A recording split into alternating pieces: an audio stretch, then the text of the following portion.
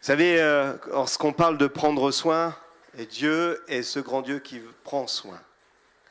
Et il prend soin de chacun de nous. On a eu la retraite du conseil, on l'a pas, j'ai oublié de l'annoncer dimanche dernier, mais on avait une retraite du conseil cette semaine, un temps ensemble pendant une journée. Et on a parlé de cet organe, non pas de cette organisation, mais de cet organe vivant que nous sommes. Et nous sommes son corps, nous sommes son épouse. Et puis hier, à l'intercession, on n'était pas très nombreux, mais l'heure elle a filé comme une flèche là. Vraiment, ça a été puissant. Et vraiment, on intercède pour les uns, pour les autres, pour voir l'œuvre de Dieu, pour voir les réponses de Dieu. Et je crois que ces derniers temps, Dieu parle et Dieu agit. Est-ce que quelqu'un a senti ou a vécu quelque chose où Dieu a agi ces derniers temps? Oui, je vois des mains qui se lèvent. Merci Seigneur. Dieu est grand. Dieu est puissant. Dieu est à l'œuvre. Et je reprenais cette semaine notre petit livret de jeûne et prière. Je vous invite, vous l'avez peut-être encore gardé, mais je vous invite à aller regarder. Et dans les premiers jours, le Seigneur nous avait parlé, nous avait dit, dans les temps où les nations sont impactées, et on voit dans quel temps nous sommes, nous, corps de Christ, organes, c'est une huile de joie et pas un esprit abattu qui est sur nous. Amen. Une huile. 2 jours plus tard, Dieu est comme un chirurgien qui veut enlever ce qui n'est pas bon. C'est un espace de transformation, mais c'est aussi marcher dans sa volonté. Et plein de choses comme ça qui viennent, et je vous invite à vous appuyer sur ces temps, sur ce qu'on reçoit aussi dans les temps de jeûne et prière, parce que Dieu nous parle, Dieu nous avertit aussi toujours, et il veut nous envoyer. On m'a demandé aussi de vous rappeler une chose, c'est un slogan. Alors avec les enfants qu'on accueille à la maison, on est toujours à rechercher les slogans. Hein, on aime ça, hein, c'est vrai, hein, on en invente même. On invente des slogans. Mais ça nous fait travailler aussi le vocabulaire, le français. Mais un slogan pour l'Église. Up, H-U-P, humilité, unité, esprit de prière. C'est un moteur pour nous. Et il y a ce passage dans 1 Corinthiens 3 au verset 16 qui dit « Ne savez-vous pas que vous êtes le temple et que l'Esprit de Dieu habite en vous? Si quelqu'un détruit le temple, Dieu le détruira, car le temple de Dieu est saint et c'est ce que vous êtes. » Vous êtes saints. Alléluia. C'est quelque chose qui nous rend aussi attentifs à la manière aussi dont nous sommes appelés à vivre. À certains endroits, on croit que les saints sont ceux qui sont morts, alors que la Bible parle de ceux qui sont vivants. Les saints, c'est ceux qui portent la nature de Christ en eux. Alors, j'ai envie de vous relancer ce défi que j'ai... un défi, c'est pas vraiment un défi, mais c'est oser. En début d'année, j'ai eu ça sur mon cœur, ce mot oser. Oser la confiance. Oser laisser Dieu prendre soin de moi. Laissez Dieu prendre soin de sa vigne. Vous voyez de quoi je vais vous parler ce matin. Je n'ai pas caché, hein. Un peu avant son arrestation, Jésus parle à ses disciples et il dit à ses disciples, voilà ce qui va se passer. Je vais être cloué. Vous vous souvenez, Pierre se bagarre avec lui. Mais non, voilà, ils sont chahutés. Et vraiment, le Seigneur aussi les rassure en leur disant, mais vous inquiétez pas, vous ne serez pas seuls. Je vous enverrai le Saint-Esprit, le Consolateur, il viendra sur vous. Donc, ne vous inquiétez pas. Et il y a cette parole dans Jean 15 qui dit, ce n'est pas vous qui m'avez choisi, mais c'est moi. C'est moi qui vous ai choisi et je vous ai choisi pour que vous demeuriez en moi et que vous portiez du fruit. Le fruit de la repentance, le fruit de l'esprit, le fruit de la justice, mais aussi des œuvres, comme on a entendu ce matin, que vous pratiquiez de bonnes œuvres. Au fond de l'église, je crois que je ne le dis jamais assez, il y a une étagère avec marqué dessus « Servez-vous ». il y a des boîtes de conserve, il y a de l'huile, il y a des œufs, pour tous ceux qui ont faim. L'équipe d'accueil sait que si quelqu'un arrive et qui dit « moi, la fin de mois est difficile », on va lui dire, sans que ce soit étalé devant tout le monde, « viens, on a un bout d'étagère pour toi ». Et on va pouvoir répondre à l'urgence. Et j'en profite pour dire qu'on ait tous un œil sur, non pas qui va prendre, mais est-ce qu'il y a toujours moyen de prendre sur cette étagère. Porter du fruit, le fruit de l'amour. Un véritable disciple se reconnaît à son fruit. Et on dit ça, on reconnaît un arbre à son fruit, à la qualité de ses fruits. Et même, j'irai plus loin, de son abondance. Alors j'ai fait quelque chose que j'aime pas faire. Chaque année, si vous me connaissez, je suis les conseils de Francis qui me dit tu dois couper là parce que sinon ça va pas. Sur mon figuier, il m'a dit il y a peu de temps, il m'a dit si tu coupes pas la branche, tu n'auras pas les fruits en abondance. Et j'aime pas ça. Mais pourtant le Seigneur il fait ça, il les monde. Alors ce matin, je vous ai ramené et je vais donner aux enfants parce qu'on a des enfants aujourd'hui ici. Et pourvu qu'on ait toujours des enfants. C'est la vigne du Seigneur. Vous le savez ça? Et dans une vigne, celui qui est près du cep ou celui qui est à la fin a le même sang, la même sève qui coule. Et il n'y a pas d'âge. Même les jeunes rameaux ont le même sève de Dieu qui coule. Et on a un regard particulier sur les enfants, on a besoin des enfants. Vous allez voir sur cette vigne, sur même ce que j'ai coupé, il y a des petites grappes de raisin. Mais celles-là ne seront pas appelées à grossir. J'ai taillé ma vigne parce que j'ai déjà des belles grappes avant. Et pour que ces belles grappes grossissent, il fallait que je coupe celle-ci. Bon, je vais aller plus loin. Jésus va prendre cette image de la vigne. Vous pouvez regarder les enfants, sentir, toucher, mâcher. Et Jésus va évoquer le cep, les sarments, le fruit et bien entendu aussi le vigneron. L'expertise, la pertinence de ce vigneron, qui n'est pas moi. Et Jésus va parler, comme à son époque, de retranchage, d'émondage. Et Jésus insiste particulièrement sur les conditions pour qu'un sarment porte du fruit. Et sur ce qu'il doit accomplir pour que ce fruit soit bon, sucré, qu'il amène de la douceur au palais. Qu'en est-il de nous? Sommes-nous prêts à vivre ce qu'une vigne doit vivre?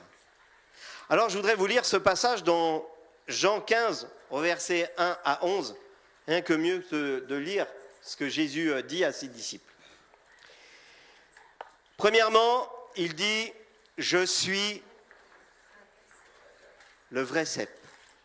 Déjà, je m'arrête là parce que s'il y en a un vrai, c'est qu'il y en a des faux.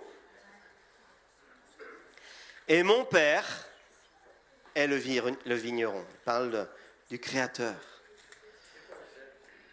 Alors le cep, c'est la première partie, c'est le tronc, et puis après il y a les sarments qui poussent. Tout sarment qui est en moi et qui ne porte pas de fruit, il le retranche. Et tout sarment qui porte du fruit, il l'émonde, afin qu'il porte encore plus de fruits. Déjà, vous êtes purs, à cause de la parole que je vous ai annoncée. Demeurez en moi et je demeurerai en vous. Comme le sarment ne peut de lui-même porter du fruit s'il ne demeure attaché au cep, ainsi vous ne le pouvez non plus si vous demeurez en moi. Je suis le cep. Vous êtes les sarments. Celui qui demeure en moi et en qui je demeure porte beaucoup de fruits, car sans moi vous ne pouvez rien faire. Si quelqu'un ne demeure en moi, il est jeté dehors, comme le sarment, il sèche, et puis on ramasse les sarments et on les jette au feu et ils brûlent. Si vous demeurez en moi et que mes paroles demeurent en vous, demandez ce que vous voudrez et cela vous sera accordé. Si vous portez beaucoup de fruits, c'est ainsi que mon Père sera glorifié et vous serez mes disciples. Comme le Père m'a aimé, je vous ai aussi aimé. Demeurez dans mon amour. Si vous gardez mes commandements, vous demeurerez dans mon amour. De même que j'ai gardé les commandements de mon Père et que je demeure dans son amour. Je vous ai dit ces choses afin que ma joie soit en vous et que votre joie soit parfaite. Dans ce passage, il y a quand même pas mal de si. Si vous demeurez en moi, si je demeure en vous, si vous portez du fruit, si vous êtes présent, si vous êtes vivant, si vous laissez cette sève couler en vous, vous porterez du fruit, mais vous en porterez encore plus. Voilà ce qu'il nous dit. Premier point, le vrai cep. C'est à ses disciples que Jésus s'adresse. C'est à des hommes, des femmes qui ont compris quelle était la nature de Christ, combien il était important d'être attaché à lui. Et Judas vient de les quitter. Il vient de les trahir. Alors c'est pas simple pour les disciples de voir que parmi eux, il y en a un qui les a trahis. Juste auparavant. Et en même temps, il y a ce Jésus qui annonce que lui va aussi les quitter, mais pas pour les mêmes raisons. Leur cœur est troublé. Alors, heureusement, Jésus va leur parler de quelqu'un qui va venir, qui est le consolateur. Ce même consolateur est là pour nous aujourd'hui. Je voudrais faire une parenthèse sur ce consolateur que Dieu nous donne, le Saint-Esprit. Il n'a pas d'horaire. Amen. Il ne dort pas. Il n'est pas juste présent le dimanche matin. Il n'est pas juste parce que tu l'auras décidé.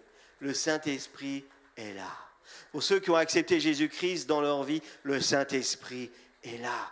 Il est là dans tes jours, il est là dans tes nuits, il est là dans tes moments faciles, il est là dans tes moments difficiles. Et son consolateur répond toujours présent. Il répond présent même quand toi, tu n'es pas présent. Non ? Il est présent, il est présent. Jésus est présent, Dieu est présent. Ils sont toujours présents. Par contre, notre façon de vivre, notre façon d'être accroché au cep va déterminer l'action que nous lui laissons dans notre vie. Croyez en moi et que votre cœur ne se trouble pas. Jean 14, 1. Croyez en moi. Accrochez-vous à moi. Ne regardez pas à droite ni à gauche en fonction des temps, des circonstances. Croyez en moi. Restez attachés à moi, au cep. Sachant que l'heure est là, il leur dit, accrochez-vous à mes commandements. Accrochez-vous à ce que je vous ai enseigné. Il demande quand même à ces hommes, à ces femmes, de revenir à des fondements que lui a posés par sa parole. Il dit, croyez en moi, comme il nous le dit encore aujourd'hui. Il ne dit pas de croire en une philosophie, il dit, croyez que Jésus, quand il dit, je suis le chemin, la vérité, il dit, soyez sûrs de cela. Attachez-vous à cela. Ce n'est pas une idée nouvelle, cette histoire du sarment, cette histoire de la vigne. Dans l'Ancien Testament, Israël est décrit comme la vigne de l'Éternel. En vigneron attentif, Dieu prend soin de sa vigne. Et il a pris soin, vous vous souvenez d'Israël, du peuple qui était dans le désert. Ce n'est pas parce qu'ils n'en faisaient qu'à leur tête que Dieu n'a pas pris soin. À chaque fois, il a été les rattraper, il leur a donné la manne. Il leur a donné même, quand ils étaient mordus par les serpents, la capacité de regarder dans une direction et que les serpents ne les fassent pas mourir. Il ne les a jamais abandonnés. Mais Dieu s'est posé des questions. Ésaïe 5, au verset 4, Dieu dit, qui avait-il encore à faire à ma vigne que je n'ai pas fait pour elle? Dieu est un peu... vous ne sentez pas un peu désespéré quand il dit ces choses-là?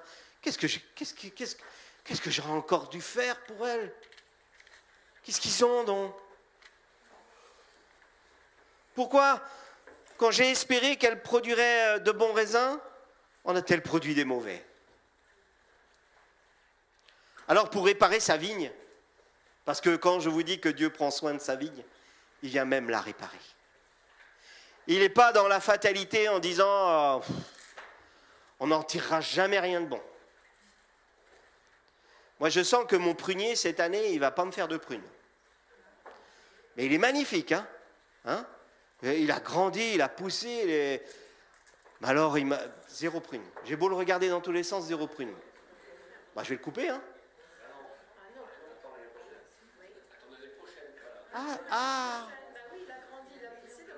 D'accord. Ah, d'accord. Vous ne croyez pas que Dieu il regarde aussi comme ça en disant, bon, bah, cette année, Yannick, pas une prune, hein. Heureusement que Dieu, il ne fonctionne pas comme nous, comme moi, parce que vous êtes meilleurs, hein. Jardinier. Non, je plaisante, hein, je n'allais pas le couper. Hein. Mais j'ai dit un jour à un abricotier qui ne me faisait pas d'abricots, j'ai dit, toi, si tu ne fais pas d'abricots l'année prochaine, je te coupe. Et après, il y avait plein d'abricots.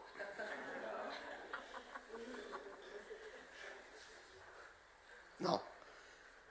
Le Seigneur, il va continuer à prendre soin du prunier, de la vigne. Il va faire en sorte qu'il va réparer. Et la réparation ultime que Dieu a fait pour attraper cette vigne qui n'en faisait qu'à sa tête, il l'a réparée par Jésus-Christ. Il a envoyé Jésus pour réparer cette vigne qui n'en faisait qu'à sa tête. Jésus est le cep et nous sommes les sarments. Et Dieu est le vigneron, un vigneron, oui, exigeant. Parce qu'il sait aussi de ce qu'il a mis en nous. Lorsque Jésus dit que lorsqu'il a mis de son esprit en nous et qu'il est jaloux de ce qu'il a mis en nous, vous savez pourquoi? C'est parce qu'il met en nous quelque chose qui doit porter du fruit. Des fruits évidents. Il ne met pas en nous juste une partie de lui pour que notre propre confort, ou pour être négligé ou méprisé, mais pour porter de bons fruits. Et je vous invite à relire Galates 5, 22, mais je pense qu'on l'a assez dit et vous le connaissez. Il amène une nourriture pour leur croissance, pour la croissance de cette vigne, la vitalité. Il entretient le sol. Souvent, nous, ce que je disais en sortant de mon bureau, avant de voir le fruit, avant de voir même, de pouvoir même mettre la semence en terre, Dieu il laboure la terre, il prépare le sol. Et même autour de la vigne, il faut entretenir, il faut mettre de l'engrais, il faut apporter une valeur qui va être ajoutée par le fruit. Sans attachement réel à Christ, nous serions aussi inutiles, comme des brins, comme du bois sec, juste bons à être jetés au feu. Attaché au cep, ça veut dire qu'il veut que nous soyons là avec cette sève qui vient de lui. Il ne dit pas que c'est toi qui vas devoir faire des efforts pour alimenter cette sève, c'est lui qui l'a fait couler en nous. Soyons ces sarments. Deuxièmement, le vigneron et les sarments. Concernant les sarments, Jésus évoque plusieurs cas. Il y a ceux qui sont bien attachés au cep, qui produisent du fruit, et puis il y a ceux aussi qui, pourtant attachés au cep, ne produisent pas de fruits. Il évoque aussi le cas de celui qui ne demeure pas en lui, autrement dit, celui qui n'est pas attaché à lui. Premièrement, je voudrais vous parler du sarment fructueux, celui qui porte de fruits. Les sarments fructueux sont les véritables disciples.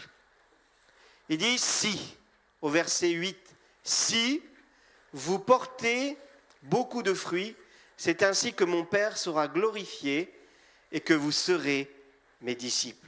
Être disciple de Christ, ce n'est pas seulement une question de foi ou de sentiment, mais une question, j'insiste, de fruits.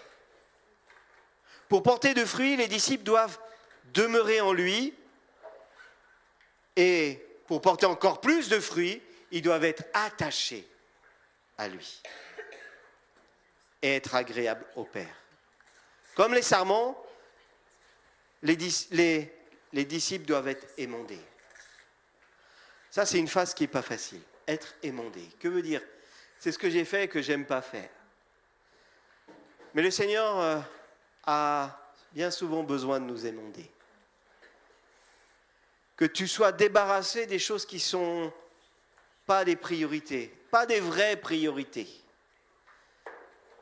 Là où tu investis trop de temps dans telle chose, on parle souvent avec les enfants des écrans.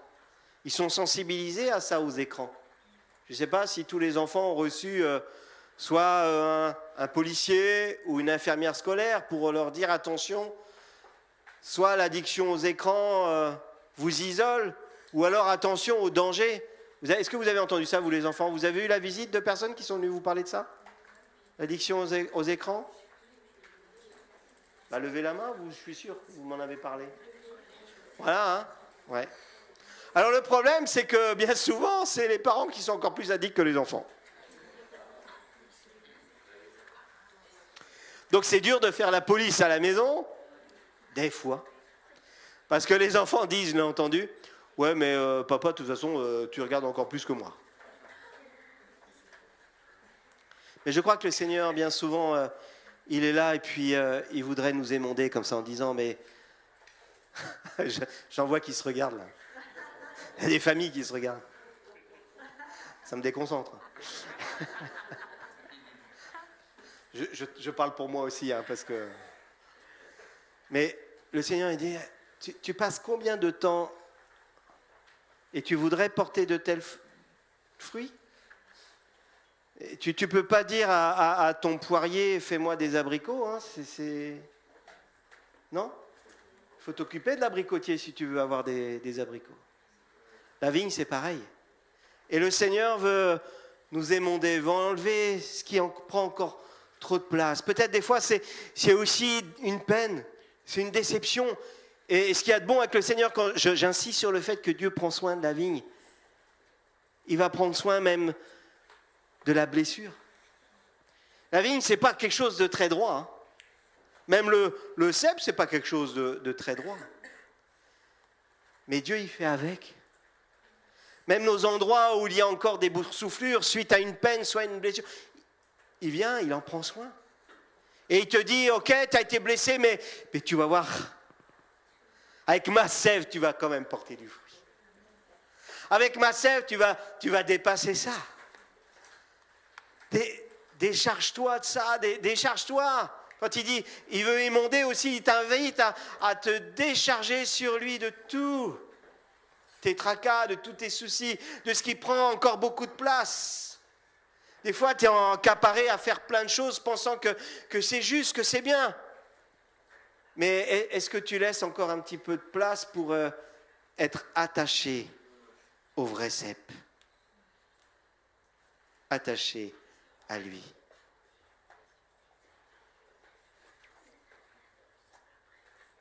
Être un disciple, c'est une question de porter du fruit. Porter du fruit en demeurant en lui.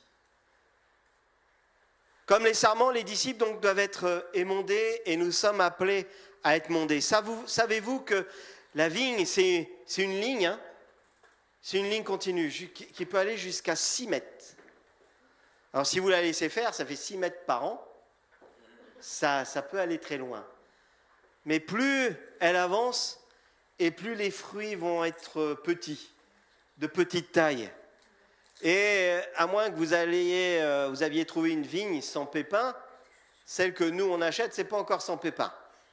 Ça, et malheureusement, plus la vigne avance, plus le fruit va être petit, mais le pépin va être de la même taille qu'au début.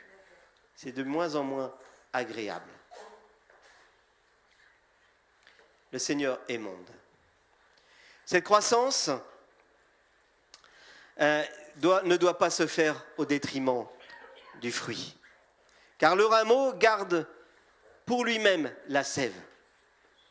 Et au fur et à mesure, il ne le redistribue pas dans le fruit.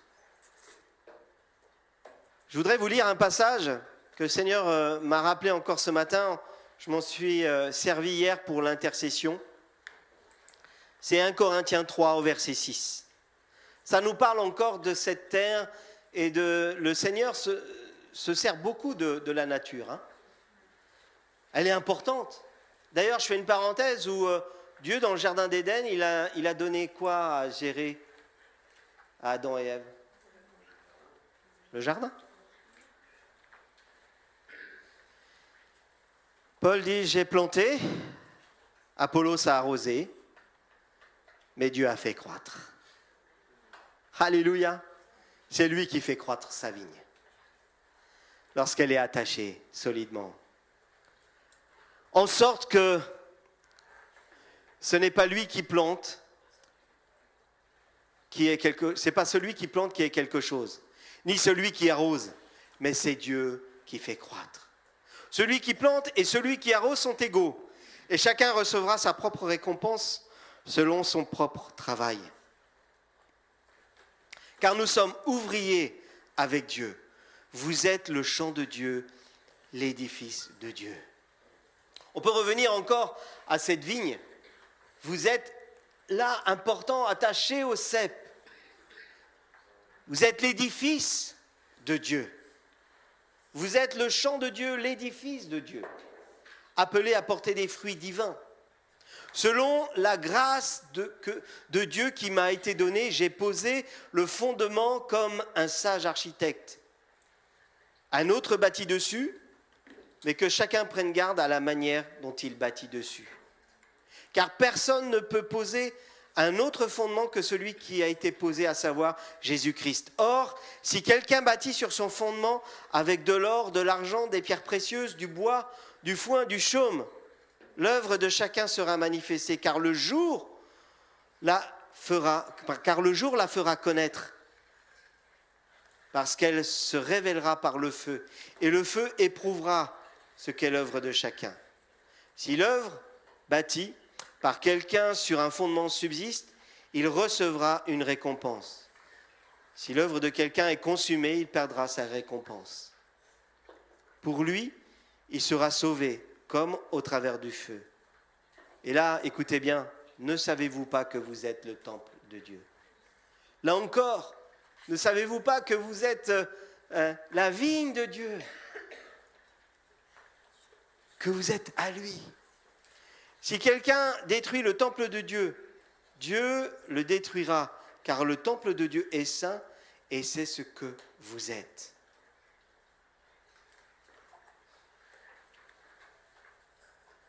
Le troisième point, dernier point, c'est ceux qui sont jetés dehors.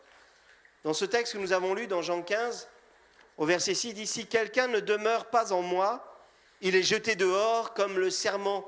Il se dessèche, il se sèche, puis on ramasse le sarment et on le jette au feu et il brûle. » Quel est donc ce quelqu'un jeté dehors?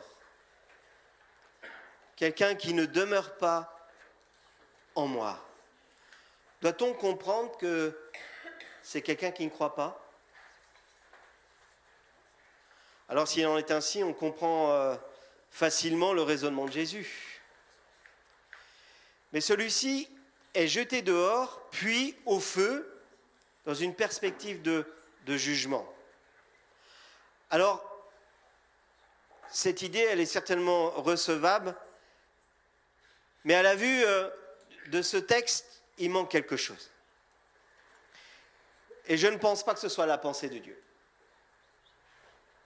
Regardons rapidement verset par verset. Jésus dit, au verset 2, « Il est question de sarments qui sont en lui et dont certains ne portent pas de fruits, tandis que d'autres, oui. » L'idée principale est que le Père attend que de ses disciples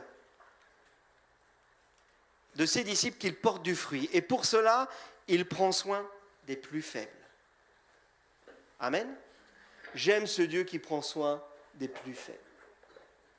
Je fais cette parenthèse aussi de Jacques qui nous dit la vraie religion.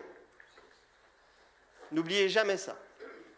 La vraie religion, c'est celui qui prend soin de la veuve et de l'orphelin.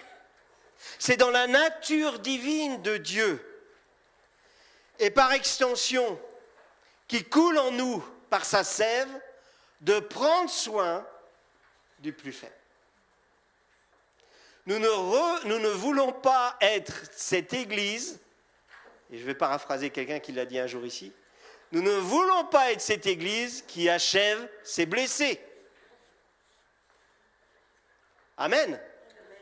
Nous voulons être de ceux, je l'ai dit déjà il y a quelques années, et répétez-le autour de vous, de ceux qui vont aider à se relever celui qui est par terre. Alors pardon parce que je ne sais pas toujours faire. Mais j'ai besoin de vous. Allô la famille ?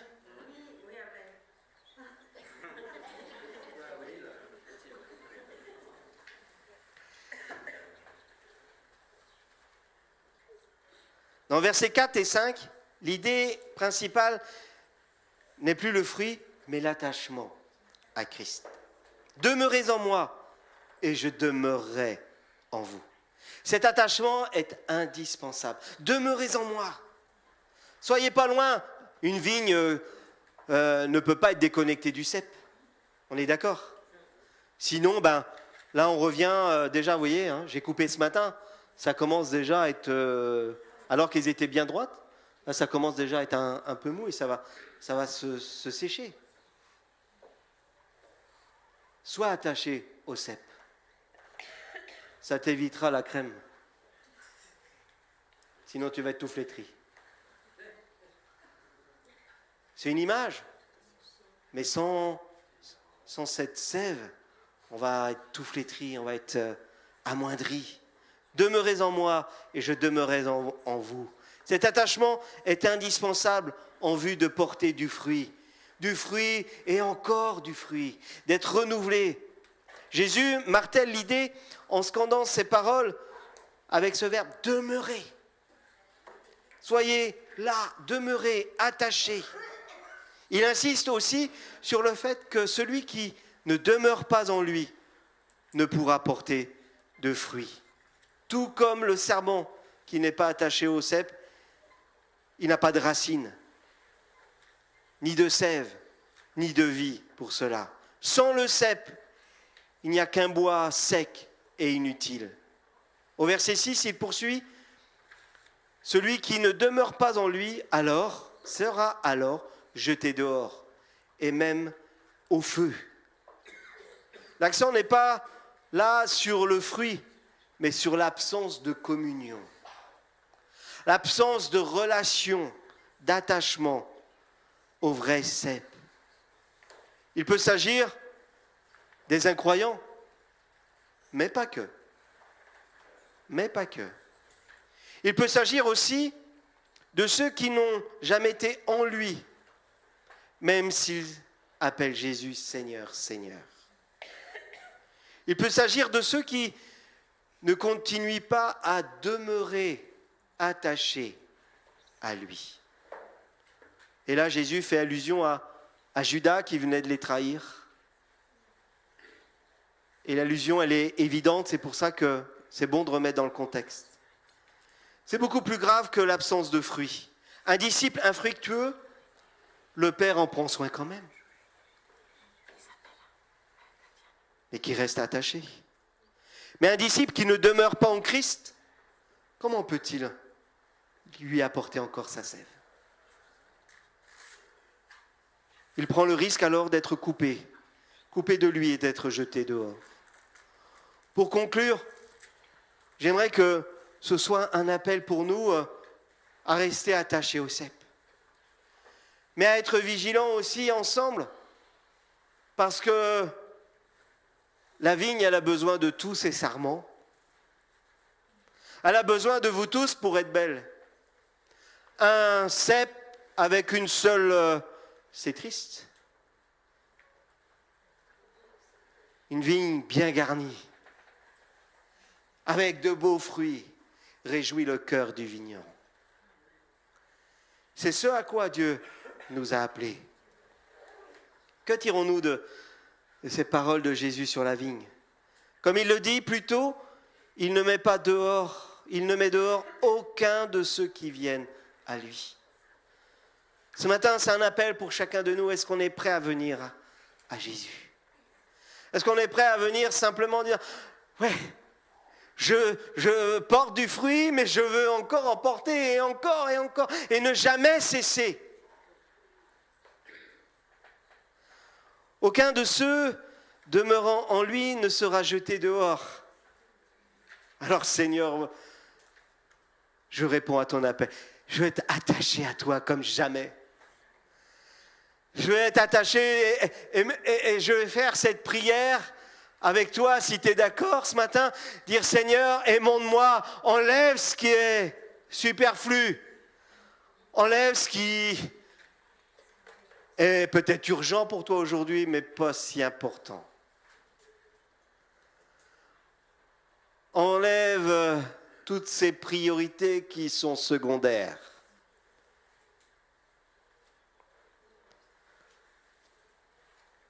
Car le Père ne laissera pas les choses comme cela. Il prendra soin. Parfois, même de façon énergique, il va prendre le sécateur.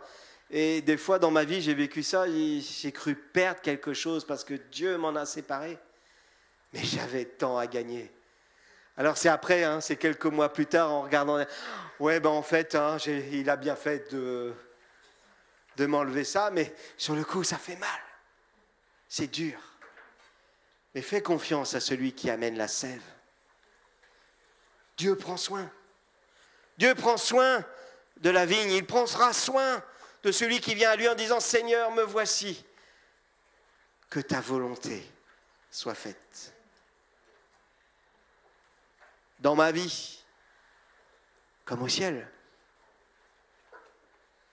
Car ceux qui ne demeurent pas en Christ sont comme Judas.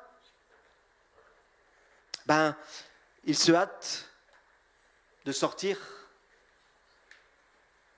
pour s'en aller vers leur lieu. Ainsi, quelle que soit la saison de notre vie, Jésus nous exhorte à demeurer attachés à lui. Des fois, on a l'impression que le fil, il est vraiment tout petit. Que cet attachement, il s'est distendu, il est loin. Mais je veux te dire ce matin, il y a de l'espoir. Parce que même si la branche, elle est toute petite, vous voyez, celle-là, elle n'est pas grosse. Mais la sève coule quand même. Et celle-là, elle est encore plus petite, mais la sève coule quand même. Et vous savez quoi? Il y a celles que je ne vois pas qui sont en devenir. Et la sève va couler quand même. Alléluia! Ça ne vaut pas la peine de dire au Seigneur, me voici. Seigneur, émonde-moi. Fais-moi voir comment la sève va faire renaître ou va faire naître ce que tu veux en moi. Il est là, il veut émonder, il veut nettoyer ce qui va être infructueux en moi. Osons lui faire confiance. Dieu n'en a pas fini avec nous. Dieu n'en a pas fini avec toi. Il n'a nulle envie de te jeter dehors. Il n'a nulle envie que tu te carapates en disant c'est pas pour moi. Le Seigneur a juste envie de prendre soin de toi. Il veut prendre soin de toi. Il n'a nulle envie de te jeter dehors. Ce qu'il te demande, c'est que tu restes attaché au vrai cep, à Jésus-Christ.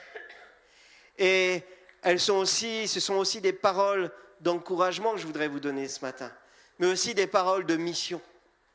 Une parole prophétique pour l'avenir, parce que nous ne voyons pas encore ce qui est à venir. Mais Dieu sait. Il a un avenir et de l'espérance. Amen. Dieu veut t'apporter un avenir et de l'espérance. Laissons-nous émonder. Portons de bons fruits. Amen.